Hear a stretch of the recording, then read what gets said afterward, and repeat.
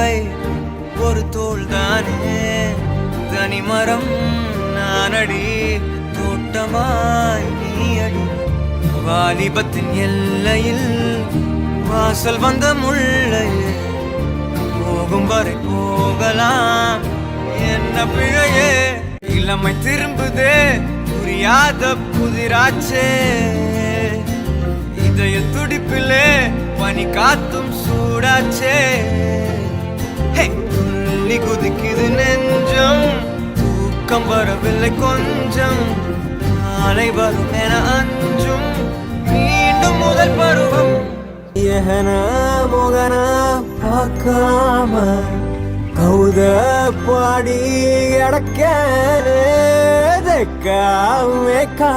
கேட்காம ரெக்க கட்டி பறந்தேனே.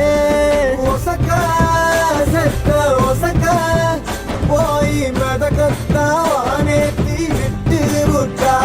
எப்படிங்க எப்படி திடீர்னு பார்த்தா உள்ள இருந்து கேஸ் அடுப்பு வருது, திடீர்னு பார்த்தா குக்கர் வருது, மத்த பாத்திரம் வருது, அப்படியே அசால்ட்டா வேன்குள்ளேயே சமையல முடிச்சு சாப்பிட்டுட்டு என்ன வரட்டா அப்படின்ற மாதிரி கிளம்பிட்டார்ல. பார்க்கவே பயங்கர ஆச்சரியமா இருக்குல்ல. எங்கேயாச்சும் வெளியே போனா ஆஹா வெளியில ஹோட்டல்ல சாப்பிடணுமே ஒத்துக்குமா அப்படின்னு சொல்லி பல பேர் வந்து யோசிச்சிருந்திருப்பீங்க. பட் இங்க பாத்தீங்களா, தான் டிராவல் பண்ணும்போது அந்த வேனையே வீடு மாதிரி மாத்தி அந்த வேனுக்குள்ளேயே சமையல் அறையெல்லாம் வச்சு அதுக்குள்ளேயே சமைச்சு சாப்பிட்டுட்டு ஹாயா ஊர் ஃபுல்லா சுத்திட்டு இருக்காரு. இந்த லைஃப் இருக்கே வேற லெவல்ல அப்படின்னு இதை பார்க்கும்போது நமக்கு தோணும். பட் அதுலயுமே சில கஷ்டங்கள்லாம் இருக்கலாம். ஆனா வேன்குள்ளேயே சமைச்சு சாப்பிட்டுட்டு ஒரு சின்ன வேனை ஒரு வீடு மாதிரி மாத்தலாம் அப்படின்றத இவர் செஞ்சு காட்டி நம்மள பிரமிக்க வச்சுட்டாரு அப்படின்னு தான் சொல்லணும். வேன் லைஃப் வித் ரவி அப்படின்றவர் தான் இந்த வீடியோவை ஷேர் பண்ணிருக்காரு. ஆக்சுவலா இவருடைய இந்த குட்டி வேனை இவருக்கு ஏத்த மாதிரி கஸ்டமைஸ் பண்ணி வச்சுட்டாரு. பெட், அதுக்கப்புறம் பாத்தீங்கன்னா உள்ள தண்ணி வைக்கிறக்கு இடம், பொருள் வைக்கிறக்கு இடம், எல்லாத்தையுமே அதுக்கேத்த மாதிரி கஸ்டமைஸ் பண்ணி பயங்கரமா டிராவலிங் vlog எல்லாம் பண்ணிட்டு இருக்காரு. சோ அப்படி